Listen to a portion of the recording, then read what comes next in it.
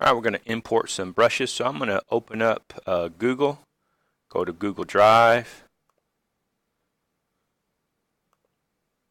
let that pop up, and then I'm going to go to that font folder. Look over here, there's the font folder, and you can import brushes, fonts, or scripts. So we're going to do brushes. I'm going to open that up, let that pop up, and I'm going to download them all because I'm going to import them all. So if you want to download them all, just come here and click to where you can select them all. I also kind of like the text to where you could select them all right here, real easy. And then you're just going to right click and hit download.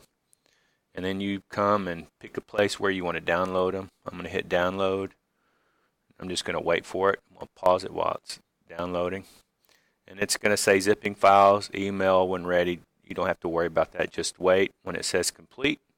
Then hit close. Then you're going to get a window that pops up. And I'm going to go ahead and download mine to this particular file. I'm going to hit OK. And then mine's telling me it's going to take about 7 minutes, 5 minutes. All right. Okay, so it finished downloading. You click on the star, click on the folder. It opens where it downloaded. Now it has a little zipper on this folder. If you double click on it, it's showing you all of the files you just downloaded. These are compressed files. I'm going to hit Control A and it selects all of my files instead of having to click on them all at once. You have to bring these files out of this zip folder and then bring them into another folder. So you could bring it into distribute or brushes or whatever folder you create. This is the one that I just created. So I'm going to bring them out of there and I'm moving them into this folder. Now if you want to create a folder, you can come up here where it says new folder. You can also hit file, new folder, and wherever you have a folder highlighted, that's where it's going to create that new folder. So I moved these brushes into this folder. Now I can come back to GIMP, minimize this, come into GIMP, and on my brushes tab down here at the bottom on the dialog, it says refresh buttons.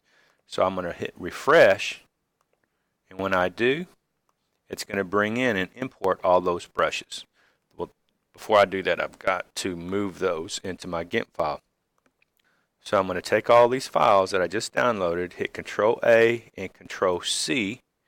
Control A selects them all, Control C copies them, and if you'll come down to where it says users in your C drive, open that up, and then wherever your name is, yours is going to be different. Mine says RDV, yours is going to have your number there.